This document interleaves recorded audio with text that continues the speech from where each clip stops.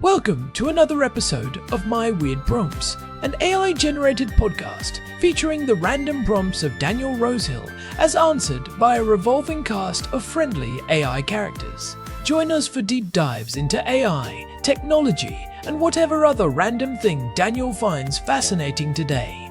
Subscribe on Spotify or your favorite podcatcher. Now, today's episode. This episode was generated using artificial intelligence. Please verify facts. Hey Herman and Corin, so I was enjoying listening to your episode about NOTAMs and the evolution of NOTAMs and notice to airmen, or notice to air missions. You mentioned that the acronym is being updated to reflect the fact that notices are being issued for near space and outer space with the increase in low Earth orbit satellite activity, Starlink launches, all the rest of it. One of the things you mentioned about the code for GPS jamming got me interested. You mentioned that the purpose of issuing a NOTAM for that was to pass on reports about GPS jamming that flight crews encountered, which is a pretty long-standing tradition of crews passing on information to others. Those who spend time listening to VHF radio frequencies will sometimes hear pilots informally filing turbulence reports for the benefit of other aircraft to report that a certain flight level is bumpy, or wind shear reports. So Herman and Corin, let's talk today about GPS jamming. We've talked about it in the context of the Middle East, and we've talked about the difference between GPS jamming and GPS spoofing, and I think that what gets referred to as jamming, or reported as jamming, is actually better described as spoofing. But either way, the spoofing or the absence of GPS, but probably spoofing is, I would say, for aviation, the bigger potential threat, that you have incorrect positioning being reported by GPS. My question, Herman and Corin, is that when you have a country like Israel, for example, that is using this technique in order to basically make GPS useless, or worse than useless, for enemy drones who might be forced to rely on INS, how do they do that without disrupting commercial aviation, or minimizing the disruption to commercial aviation? Because it seems like a potential huge safety hazard to make GPS either unavailable in a certain corridor of airspace, that's the GPS jamming, interrupting the signal, or GPS spoofing, making the aircraft think that they're somewhere else. And I presume that commercial aviation systems, we've talked about how much sophisticated electronics is on board, everything from a 737 to the latest aircraft. I presume that their GPS systems have some means of detecting GPS spoofing, because if you're flying over, let's say, a patch of the Western Mediterranean, approaching Israel, and suddenly within 3 seconds the GPS says you're over Africa, it's a physical impossibility that the second signal is correct. Whether it's a GPS failure of the network or your hardware failing to report is not immediately diagnosable, but I presume that would trigger some kind of an alert. So Herman and Corin, we've seen jamming and spoofing being used over both Ukraine and Israel, as you mentioned.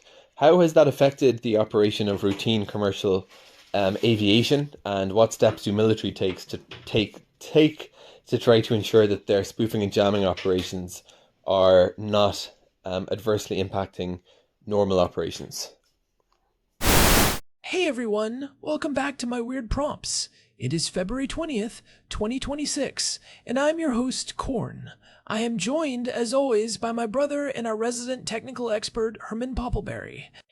Herman Poppleberry reporting for duty. It is good to be here, Corn, especially since we are talking about something that has been quite literally surrounding us lately. It is a topic that sits right at the intersection of high-stakes geopolitics and the invisible infrastructure that keeps our modern world moving. It really has. Today's prompt comes from Daniel, who is curious about the escalating use of global positioning system jamming and spoofing in regions like Ukraine and Israel. He specifically wants to know how this affects routine commercial aviation, and what steps militaries are taking to keep these electronic warfare operations from turning the sky into total chaos for civilian pilots. This is such a timely topic, Daniel.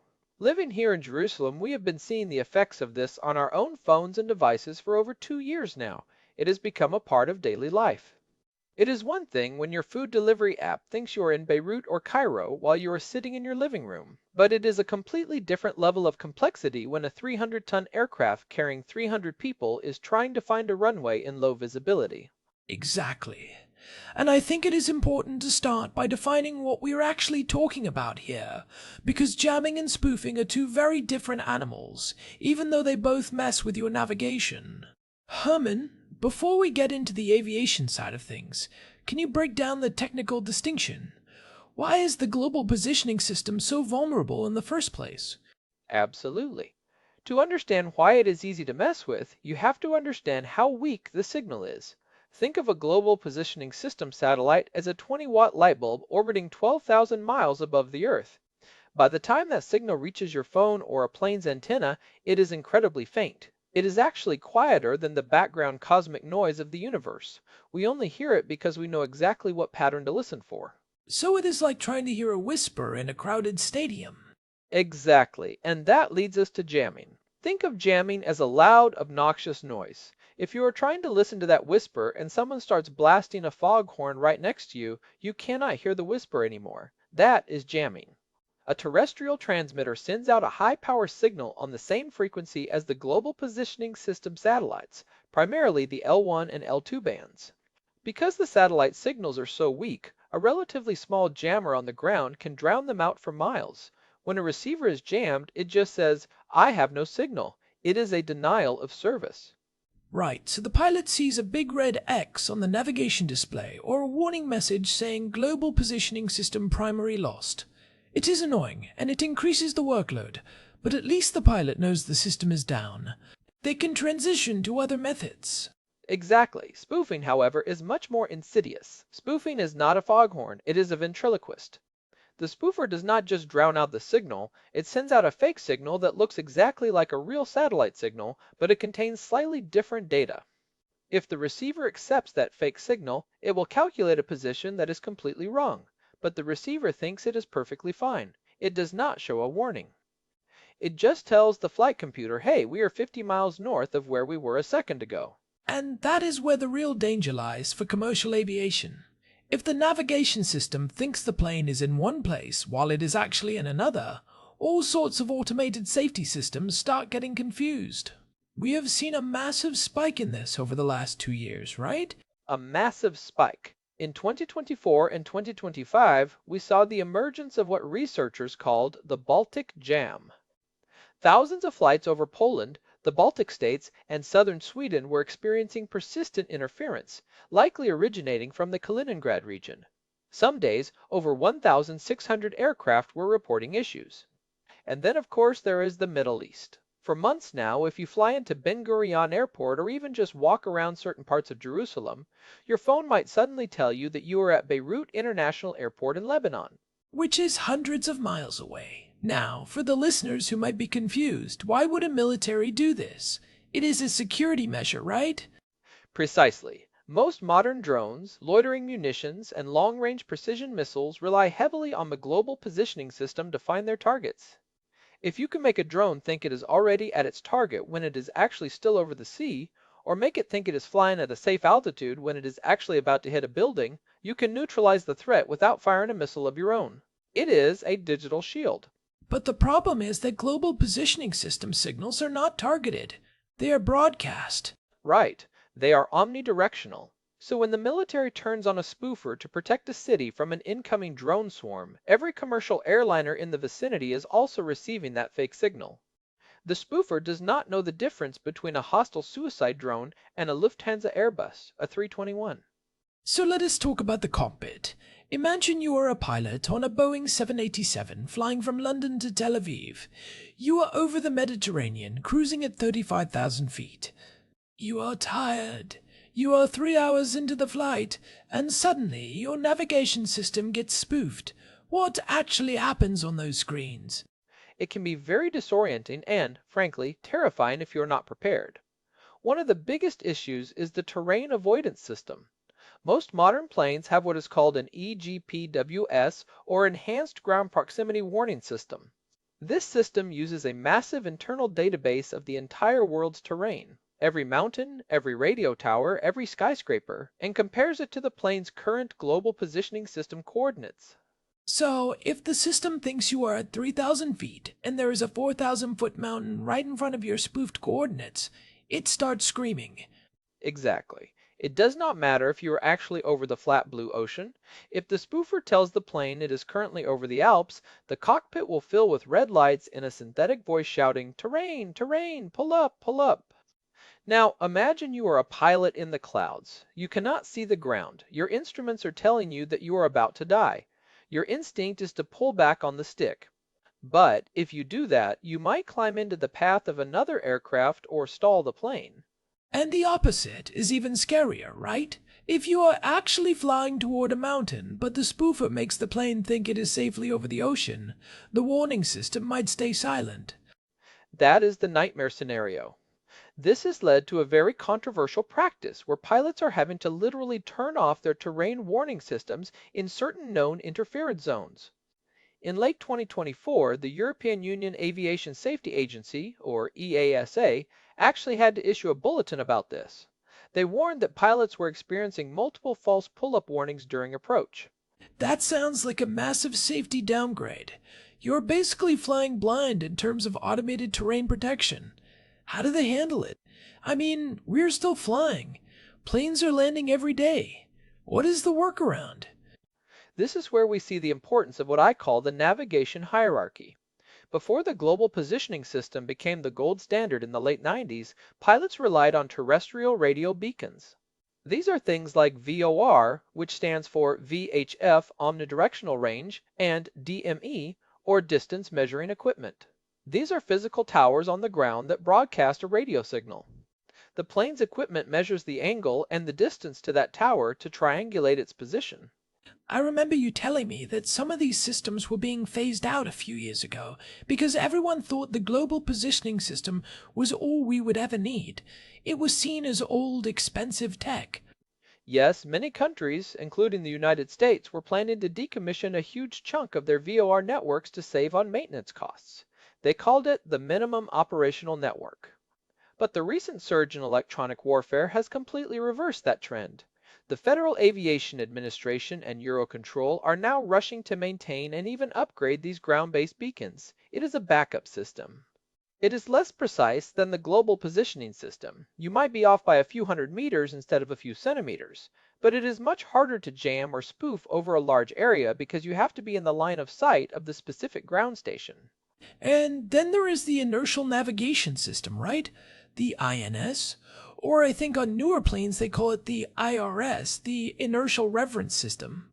Correct. High-end commercial jets have these incredibly precise laser gyroscopes and accelerometers. When the plane is parked at the gate before takeoff, the pilots enter the exact coordinates of the gate. From that point on, the IRS measures every tiny movement, every turn, every acceleration, and every descent to calculate where the plane is. It is entirely self-contained. It does not need any external signals from satellites or ground stations. But it is not perfect. It drifts over time, does it not? It does. It is like trying to walk a straight line with your eyes closed. You can do it for a while, but eventually you will veer off. Over a 12-hour flight, an older IRS might drift by a few miles. But in the context of spoofing, it is a great sanity check. Modern flight management systems, or FMS, are designed to compare all these sources. The computer looks at the global positioning system, the radio beacons, and the IRS. If the global positioning system suddenly says you moved 20 miles in 2 seconds, the computer looks at the IRS and says, wait, the accelerometers did not feel a 20-mile jump. Therefore, the GPS is lying.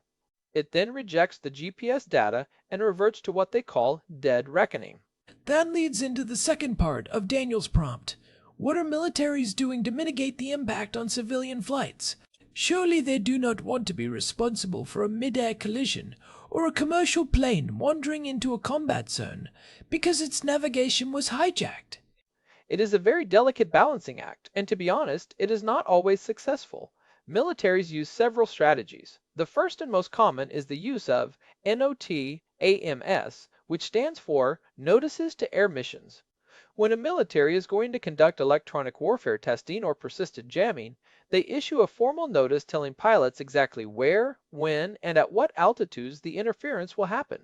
So a pilot flying into the Middle East or near the Black Sea right now would see a NOTAM saying, expect global positioning system interference within a 200-mile radius of these coordinates. Exactly. It allows the airlines to plan. They might load extra fuel so they can take a longer route around the interference zone, or they might ensure that the flight crew is specifically briefed on how to use non-GPS navigation for that leg of the journey. But the problem is that in active combat zones like Ukraine or the northern border of Israel, the jamming is not a test. It is a 24/7 operational necessity. They cannot just turn it off because a flight from Dubai is passing by. So how do they coordinate in those high-pressure environments? It comes down to close cooperation between the military and civil air traffic control. In Israel, for example, the military and the Civil Aviation Authority work in the same rooms. They might create specific corridors where the jamming is less intense, or they provide enhanced radar tracking.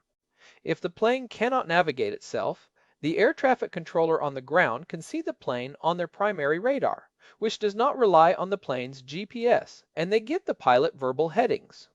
Turn left to 090 degrees, descend to 5,000 feet.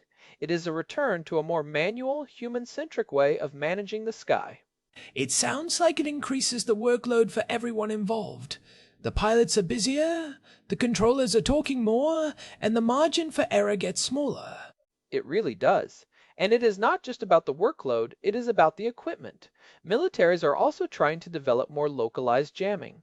Instead of one massive transmitter that hits everything for 500 miles, they are using networks of smaller directional jammers. These can be aimed upward to hit drones at low altitudes while leaving the higher altitudes used by airliners relatively clear. Or they might use geofencing, where the jammer automatically shuts off if it detects a specific civilian transponder signal nearby, though that is risky because an enemy could just spoof that transponder signal too. You mentioned earlier that pilots are sometimes turning off their terrain warning systems. Is there any technology being developed to help them distinguish between a real signal and a spoofed one, so they do not have to fly with their safety systems disabled? Yes, there is a lot of work being done on what they call resilient PNT, which stands for Positioning, Navigation, and Timing. One of the most promising developments, which has really taken off in the last year, is the use of multiple satellite constellations. Most modern receivers do not just use the American GPS. They also use the European Galileo, the Russian GLONASS, and the Chinese Beidou. Is it harder to spoof all of them at once? Much harder. They use different frequencies and different encryption methods. Specifically, the European Galileo system has introduced something called OSNMA, which stands for Open Service Navigation Message Authentication. It is basically a digital signature. The satellite sends a code that the receiver can use to verify that the signal actually came from space and was not generated by a truck on the ground. If the signature does not match, the receiver ignores the data. That seems like a no-brainer. Why did we not have that from the beginning? It is the classic problem of legacy systems. The global positioning system was designed in the 70s. Back then, the idea that a non-state actor or even a foreign military would have the processing power to spoof signals over a wide area seemed like science fiction. The hardware on the satellites is old and hard to update. Galileo, being newer, was built with these threats in mind. What about low Earth orbit satellites? I have heard people talking about using things like Starlink for navigation. That is a huge area of research right now. Companies like Zona Space Systems are launching dedicated navigation satellites in low Earth orbit, or LEO. Because these satellites are only a few hundred miles up instead of 12,000, their signals are about 1,000 times stronger when they reach the Earth. That makes them much harder to jam. You would need a massive amount of power to drown them out. Plus, because they move so fast across the sky, it is much harder to create a fake signal that mimics their orbital mechanics perfectly. It is fascinating how this has become a cat and mouse game. The military develops a way to stop a drone, and that inadvertently creates a massive headache for a vacationer flying to Cyprus. Then the aviation industry has to develop a way to bypass that interference, which then might be used by the drone manufacturers to bypass the original jammer. It is the classic electronic warfare cycle, and we are seeing it play out in real time in the most crowded airspaces in the world. For a long time, we took the global positioning system for granted. We thought of it as a utility, like water or electricity, but the last few years have shown us that it is actually a very fragile, very contested piece of infrastructure. It is a reminder that in the digital age, the most important thing you can have is a backup that does not require a computer. It really changes your perspective when you realize that the blue dot on your map is not a fact. It is just an estimate based on a very faint signal from space that can be manipulated. I want to dig a bit deeper into the spoofing mechanisms, specifically what they call the record and replay attack. I read something about how these spoofers do not even need to generate a fake signal from scratch. That is exactly right, Korn. That is often called a meaconing attack. It is one of the most difficult types of spoofing to detect. The spoofer receives the real, legitimate satellite signals, stores them for a fraction of a second, and then rebroadcasts them at a higher power. To the plane's receiver, it looks like a perfectly valid, authenticated signal. But because of that tiny delay, the calculated distance to the satellite is wrong. If you do that with multiple satellites simultaneously, you can shift the plane's perceived position by miles without the receiver ever knowing the data was tampered with. And because the data inside the signal is technically authentic, even the new digital signatures you mentioned might not catch it? Exactly. It is like a sophisticated identity theft. You are using the real person's credentials just at a time and place they did not intend. This is why the industry is moving toward what they call sensor fusion. You cannot just rely on the signal itself. You have to look at the physics. If the signal says you are moving at 500 miles per hour, but your pitot tubes say your airspeed is only 400, something is wrong. If the signal says you are turning left, but your gyroscopes say you are flying straight, you reject the signal. It is basically teaching the airplane to have a sense of skepticism. Precisely. We are moving away from blind trust in a single source of truth. You know, it is funny. We talk about all this high-tech stuff, but at the end of the day, it comes back to the pilot's experience. I have read reports of pilots in the Middle East who have become so used to this that they can tell they are being spoofed just by looking at the way the map moves. They say it looks jittery or unnatural. That is the most important backup system there is, the human in the loop. There was a famous case in late 2023 where an Embraer business jet nearly wandered into Iranian airspace without clearance because its navigation system had been spoofed. The pilots only realized something was wrong when they noticed the flight director was commanding a turn that did not make sense for their flight plan. They looked out the window, saw landmarks that did not match their map, and took manual control. You cannot replace that human element. That is a great point.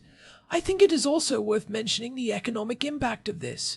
When planes have to take longer routes or when flights are cancelled because the interference is too high, that costs billions of dollars. Oh, the fuel costs alone are staggering. If every flight between Europe and Asia has to add 15 or 20 minutes to its route to avoid an interference zone over the Black Sea or the Baltics, that adds up to millions of tons of extra carbon dioxide and hundreds of millions of dollars in extra fuel. It is a hidden tax on the global economy caused by electronic warfare. In April of 2024, Finnair actually had to suspend flights to Tartu, Estonia for a month because GPS jamming was making it impossible for their planes to perform the required instrument approaches. And it is not just aviation. Think about all the automated systems that rely on the global positioning system for timing. Cell phone towers, power grids, financial markets, they all use the ultra-precise atomic clocks on the satellites to stay synchronized. That is a whole other rabbit hole, Korn. GPS is not just about where you are, it is about when you are. If you spoof the timing signal, you can crash a power grid by making the phases of the electricity go out of sync. You can desynchronize a stock exchange where trades are timed to the microsecond. The military's use of these jammers has to be incredibly careful because the timing interference can travel even further than the positioning interference. It really shows how interconnected everything is. You turn on a jammer to stop a drone in a war zone, and suddenly a bank in London or a cell tower in Warsaw is having trouble because its clock is off by a microsecond. It is a perfect example of cascading implications. We live in a world built on a foundation of precise timing and positioning, and that foundation is currently being rattled.